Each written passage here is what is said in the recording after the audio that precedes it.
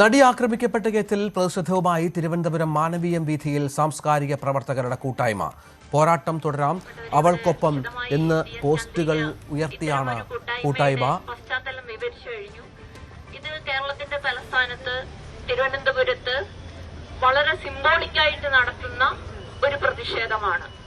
ഇത് നാളെ മനുഷ്യാവകാശ ദിനത്തിൽ, ഇത് നാളെ തുടർന്നുമുള്ള ദിവസങ്ങളിൽ കേരളം ഒട്ടാകെ, ഇന്ത്യ ഒട്ടാകെ, ലോകത്തുള്ള ജനാധിപത്യ വിശ്വാസികൾ മുഴുവനും ഏറ്റെടുത്ത് നടത്തേണ്ട ഒരു സമരമാണ്. നേരത്തെ സൂചിപ്പിച്ചതുപോലെ ഈ 8 വർഷം യഥാർത്ഥത്തിൽ അതിജീവിത കേരളത്തിന് നൽകിയത് വലിയ ജനാധിപത്യ വിശാലമായ വികാസമാണ്. നേരത്തെ സൂചിപ്പിച്ച പോലെ WCC ഉൾപ്പെടെ അമ്മയിൽ വന്ന വലിയ മാറ്റം തുടങ്ങിയ ഒരുപാട് കാര്യങ്ങൾ വിശദീകരിക്കുന്നില്ല. പക്ഷേ കോടതി വിധി വന്ന ആ നിമിഷം ഈ പറയുന്ന ഗൂഢാലോചനക്കാരന്റെ ശരീരഭാഷ മാറുന്നു.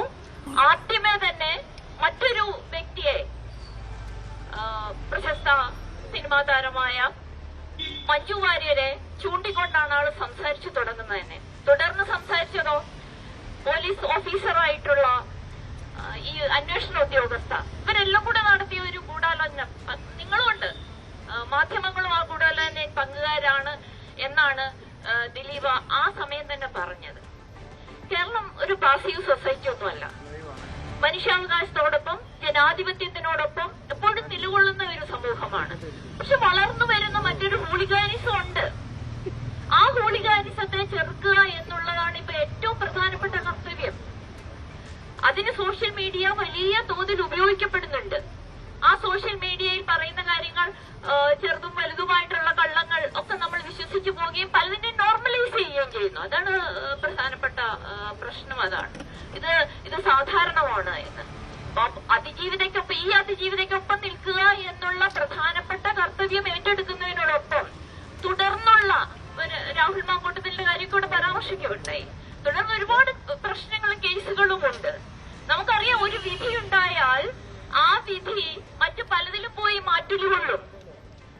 അവിടെയാണ് പൊതുസമൂഹത്തിന്റെ അരുൺ അവിടെ മാനവീയം വീഥിയിലുണ്ട് ഏറ്റവും പുതിയ വിവരങ്ങളുമായി. അരുണ്, ഇത് വനിതാ പ്രവർത്തകരുടെ വലിയൊരു കൂട്ടായ്മ കാണാം. സാംസ്കാരിക കലാരംഗത്തെ നിരവധി പ്രമുഖരെയും ദൃശ്യങ്ങളിൽ കാണാം, സാഹിത്യരംഗത്തെയൊക്കെ. ആരാണ് ഈ കൂട്ടായ്മയ്ക്ക് നേതൃത്വം നൽകുന്നത്? ഏതൊക്കെ തരത്തിലാണ് ഇവരുടെ പ്രതിഷേധ പരിപാടികൾ?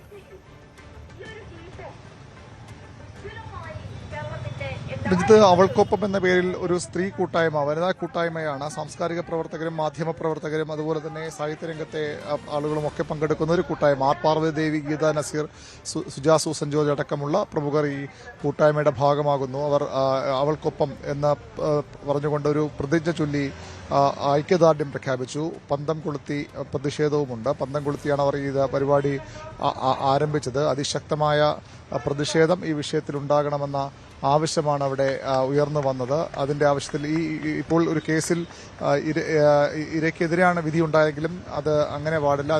അതിനു പുറമെ നീതി അവൾക്ക് വേണമെന്ന ആവശ്യം തന്നെയാണ് അവർ മുന്നോട്ട് വയ്ക്കുന്നത്. അതുകൊണ്ട് തന്നെയാണ് അത്തരത്തിൽ അവൾക്ക് വേണ്ടി ഇനിയും ഒപ്പം നിൽക്കും. ഇനിയും കോടതികളുണ്ട്, ആ കോടതികളിൽ നിന്ന് നീതി ലഭിക്കുമെന്ന ശുഭപ്രതീക്ഷയിൽ ഈ കൂട്ടായ്മ, സ്ത്രീ കൂട്ടായ്മ, ഇത് സംസ്ഥാനത്തെ പല ഭാഗങ്ങളിലും ഇത്തരത്തിൽ ഐക്യദാർഢ്യ സദസ്സുകൾ സംഘടിപ്പിക്കും. ഇതിന് രാഷ്ട്രീയത്തിന്റെയോ അല്ലെങ്കിൽ മറ്റേതെങ്കിലും ഭേദമോ ഇല്ലാത്ത തരത്തിലൊരു കൂട്ടായ്മയാണ് ഇതിൽ സംഘടിപ്പിക്കപ്പെടുന്നത്. അങ്ങനെയാണ് ഈ പരിപാടി ഇപ്പോൾ ആസൂത്രണം ചെയ്തിരിക്കുന്നത്. അവർ ഐക്യദാർഢ്യ പ്രതിജ്ഞ ചൊല്ലി അവൾക്കൊപ്പം എന്ന പ്ലക്കാർഡുകളുമായാണ് ഈ പ്രതിഷേധ പരിപാടിയുടെ ഭാഗമായി ഏതാണ്ട് 100ഓളം സ്ത്രീകൾ ഈ പരിപാടിയിൽ പങ്കെടുക്കാനായി ഇവിടെ എത്തിയത്. ഇപ്പോഴും ആളുകൾ ഇവിടേക്ക് എത്തിക്കൊണ്ടിരിക്കുകയാണ്. സംസ്ഥാനത്തിലെ മറ്റു ഭാഗങ്ങളിലും സമാനമായ പ്രതിഷേധ പരിപാടികൾക്കാണ്, പ്രതിഷേധത്തിനപ്പുറത്തേക്ക് ഐക്യദാർഢ്യ പരിപാടികൾക്കാണ് ഈ കൂട്ടായ്മയുടെ തീരുമാനം.